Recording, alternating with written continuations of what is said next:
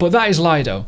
355x potentially in terms of price. Now, again, we need to edit this to the current situation of the circulating supply, which is roughly around 30.1 or 30.3 million at the minute.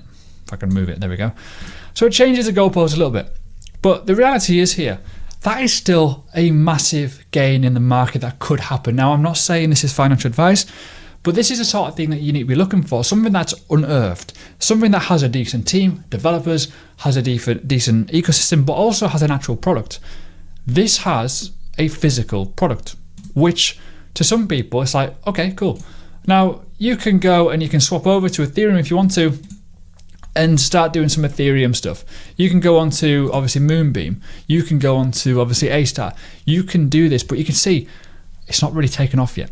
So the risk there is obviously there, and the reward could be massive if things do well. As I've alluded to as well, you can farm. If you're into yield farming and you've done a bit of pancake swap in the past, crack on.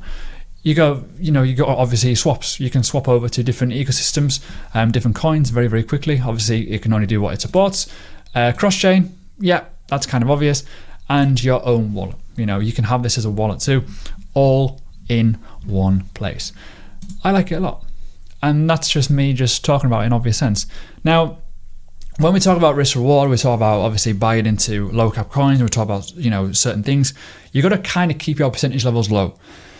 I've said this before, my Patreon, 3% is what I'm willing to risk on this. And I do have that. I have 3% in this and I'm pretty happy with my price that I bought in at.